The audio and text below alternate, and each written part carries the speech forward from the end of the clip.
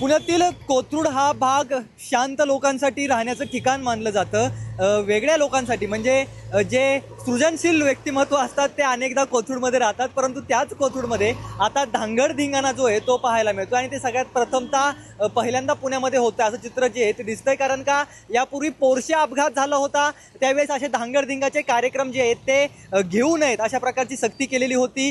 पोलिसांनी देखील विविध उपाययोजना केलेल्या होत्या, परंतु ते केवळ तात्पुरतं होतं की काय असा प्रश्न जो आहे तो सध्या पडलाय। कारण का कोथरूडमध्ये आज एका मोठ्या सिंगरचं जो आहे जे की दिलजीत सिंग असं त्यांचं नाव आहे की त्यांचा कार्यक्रम जो आहे तो पुण्यामध्ये पार पडतोय, परंतु त्या कार्यक्रमाला आता कोथरूडच्या रहिवाशांनी विरोध केलाय। नेमका का विरोध केलाय आणि कोथरूडमध्ये हे होतंय याचं दुःख होतंय? नाही, चुकीचं आहे। कोथरूडकरांनी विरोध केलेला नाहीये। तुम्ही एक मुळामध्ये लक्षात ठेवा, दलजीत सिंगचा आम्हाला विरोध नाहीये ना, आम्हाला त्या गाण्याचा विरोध आहे।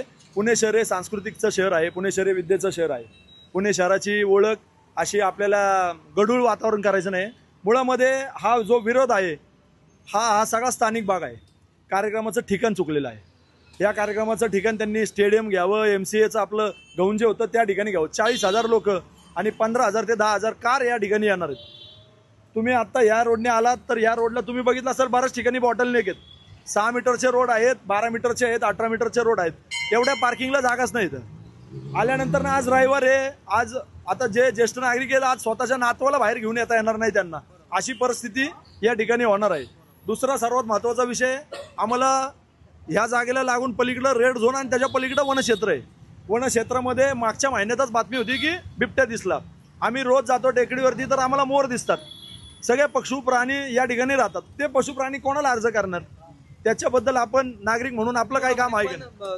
तुम्हाला काय, कारण तुम्ही इथले रहिवासी आहात, धांगडधिंगाणा होतो कारण का पुण्यातील कोरेगाव पार्कमध्ये अशा प्रकारचे कार्यक्रम होत होते आणि तिथे देखील अनेकदा मद्यपी असतात, कारण का इथं अल्कोहोलचं खूप मोठं जे आहे ते वाटप केलं जातं आणि हे सगळे शो त्याशिवाय पूर्ण होत नाहीत कारण का तिथला क्राऊड वेगळा असतो।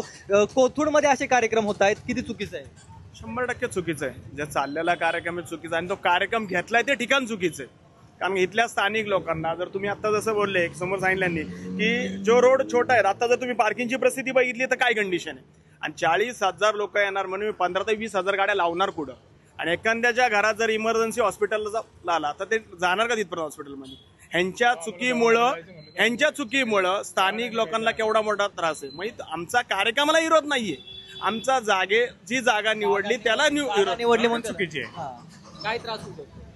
आता आमच्या वयोमानाने संध्याकाळी नातवांना फिरवणं वगैरे अवघड होणार। इथे पार्किंग जागा, इथे येऊन आज ज्येष्ठ मंच इथे येऊन बसतो आम्ही, ते विरंगुळा केंद्रामध्ये येता येणार नाही, बऱ्याचशा अडचणी येणार। पार्किंगमुळं एक तर ॲक्सिडेंटची भीती वाटते, एक तर दिसायला आम्हाला कमी दिसतं, या सगळ्या अडचणी येत आहेत। संपूर्ण कोथरूड परिसर जो आहे तो सगळ्या या अशा सर्वसामान्य नागरिकांचा आहे आणि ही सगळी जी आहे ती अशी कार्यक्रमाची फौज यापूर्वी कोरेगाव पार्क किंवा इतर हायस्ट्रीटला देखील असे कार्यक्रम व्हायचे, परंतु आता असा प्रकार जो आहे तो शहराच्या मध्यभागामध्ये असणाऱ्या कोथरूड सारख्या परिसरामध्ये होत असल्यामुळे स्थानिकांकडून जे आहे ते या कार्यक्रमाबद्दल जे आहे ते प्रश्नचिन्ह निर्माण उत्पन्न केलेलं पाहायला मिळत आहे।